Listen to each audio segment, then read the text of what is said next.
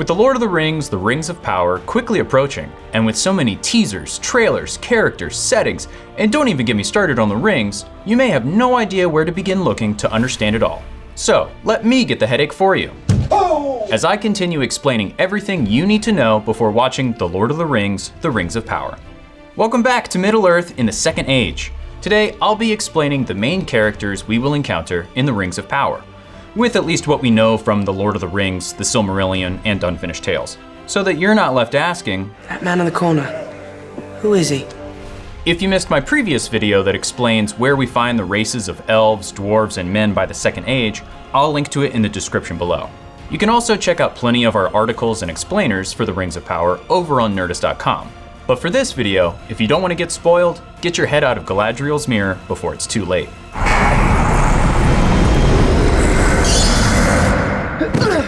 Okay, we might as well start with Galadriel then. In my last video, I briefly went over the Noldor, the clan of elves responsible for crafting the Silmarils and who battled Morgoth to get them back throughout the First Age.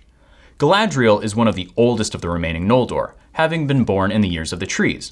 Her uncle Fëanor created the Silmarils and started all of this trouble in the first place. Galadriel only begrudgingly joined in her uncle and cousin's exiles in the First Age out of love and responsibility to her kin. But the books never really mention her participating in the War of the Jewels or the War of Wrath. We do know that she eventually married another elf, Celeborn, and they settled in Eregion for a while. They eventually moved to Lothlorien, and that's where we meet them in the Fellowship of the Ring. But in this trailer, we meet a younger Galadriel long before she settles down in Middle-earth. She is ever vigilant and warns us of Sauron's return, which we'll get to later in this video. She has seen untold horrors, both past and future, especially after looking into one of the Palantiri, the Seeing Stones gifted to the Númenóreans from the Valar. But the most important and most telling visions that she sees are those of her deceased brother, Finrod Felagund. Finrod is one of the most important elves of the First Age. When men first arrived in the world, Finrod was the first elf they met as they traveled west. In this flashback, we can see Finrod and his elves about to be overrun in what appears to be the Dagor Bragollach, the Battle of Sudden Flame. Barahir, one of Aragorn's ancestors, came to Finrod's rescue during this fight. Finrod would give Barahir his ring, which would then be known as the Ring of Barahir. We see in The Lord of the Rings that this heirloom eventually passes on to Aragorn. Finrod would also come to aid Beren, another of Aragorn's ancestors, and save Beren's life at the cost of his own. So no Finrod means no Aragorn. What? We can see Galadriel mourning the death of her brother, and his body is covered in what appears to be claw marks, possibly from a werewolf. In the Silmarillion, Sauron sends a werewolf to kill Beren, but Finrod sacrifices himself and kills the werewolf instead. So the Galadriel that we meet in the Rings of Power looks to continue her brother's mission of fostering the relationship between elves and men, especially as we see her coming to Númenor and leading Númenóreans into battle.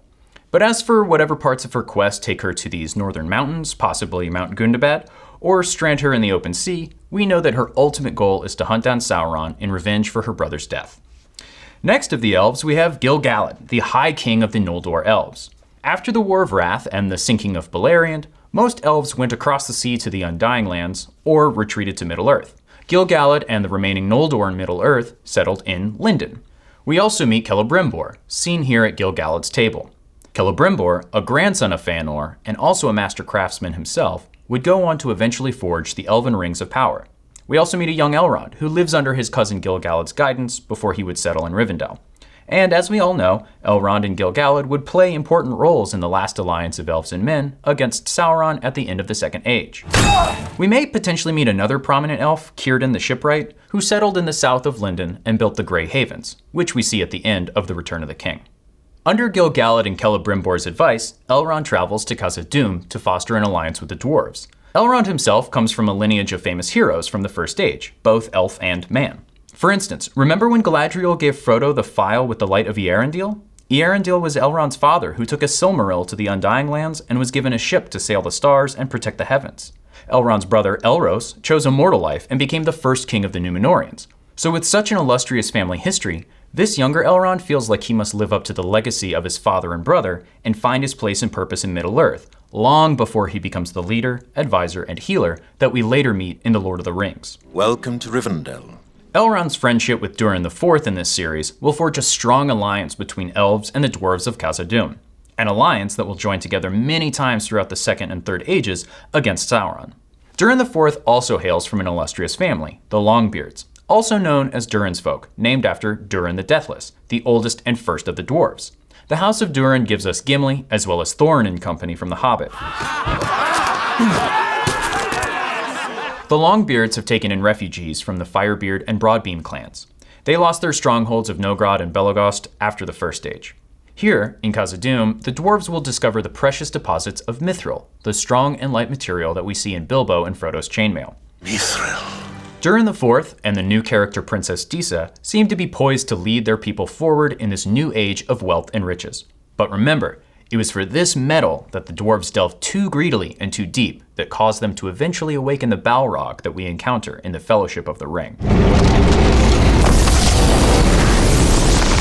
Next, let's go from under the ground to over the sea to our main characters in Numenor. Miriel is the Queen Regent of Numenor, and like so many others, as we'll see, she is a descendant of Elros, Elrond's brother. We'll also get to meet her cousin, Pharazôn, who is a leader among the workers and guilds of Numenor. The current patriarch of the royal family and king of Numenor is rumored to be Tar Palantir, Miriel's father, but we haven't seen him yet in any of the teasers and trailers. But if Tar Palantir still rules Numenor, both Miriel and Pharazôn will still have plenty of time for their rises to power. And without spoiling too much, their future actions will prove to be pretty consequential to the fate of Numenor.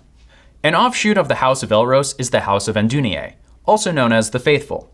This line of Númenóreans would become the Dúnedain in Middle-earth and lead us yet again to Aragorn.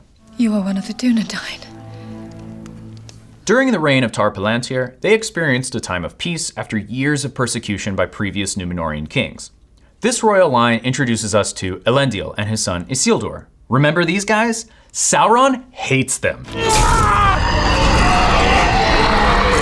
We will also get to meet a new character, Iarion, Elendil's daughter and Isildur's sister. Stick with me here. In Tolkien's writings, we know Isildur had a younger brother, Anarion, but Iarion may take on Anarion's place for this series. As for the other new characters created for just this series, we know that we'll also meet Halbrand, a man who discovers Galadriel at sea, and the two make their way to Numenor. We also see him join Galadriel in battle as well, leading a cavalry of Númenórean soldiers. Next, on the mainland of Middle-earth, we have the predecessors of the Hobbits, the Harfoots, which include Nori Brandyfoot, Marigold Brandyfoot, Poppy Proudfellow, and Sadoc Burrows. And just like the Hobbits, they seem to want to enjoy a simpler, more natural side of life. Definitely no adventures. You're late for dinner. But with Nori's wondering about wandering and Sadoc's stargazing, the Harfoots may need to pack their baggins after all, as their way of life won't remain so isolated for long. Now, it looks like Nori will discover the Stranger, a mysterious man who falls out of the sky. So far, we don't really know who the Stranger's real identity is, unless it's Sauron in disguise, or it could even be a spirit named Olorin. Olorin was one of the Maiar, spirits of lesser power than the Valar. He would walk among the people of Middle-earth during the earlier ages, and most of you would probably recognize him when he takes on his final form as Gandalf in the Third Age. But we'll just have to wait and see who the Stranger really is. All right, then, keep your secrets. Good.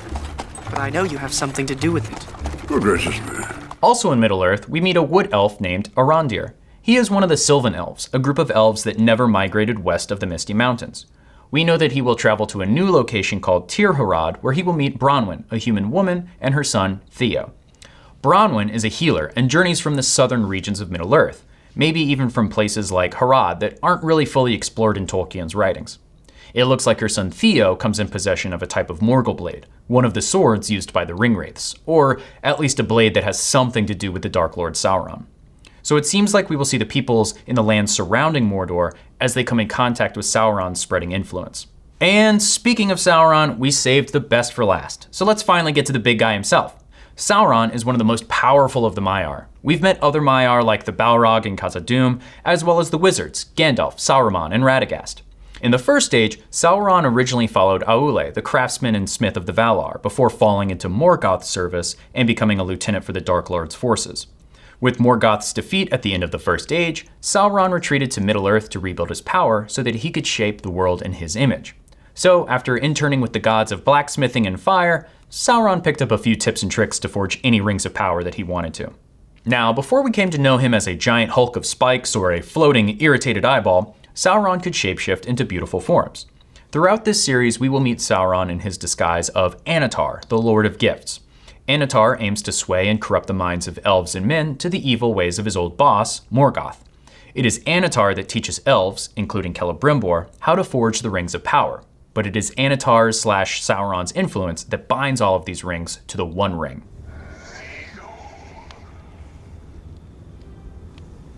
Anyways, that's a rundown of all of the major characters we will see in the Rings of Power. For more deep dives and explainers, we've got you covered over on Nerdist.com. In my next video, I'll explore the timeline of the Second Age and when exactly we can expect the Rings of Power to actually take place. But in the meantime, tell us, what do you think about all of these characters? Are there other characters you'd like to see? Do you think we'll finally get Tom Bombadil? No! Let us know in the comments below, and for more Tolkien talk, stay tuned to Nerdist.com.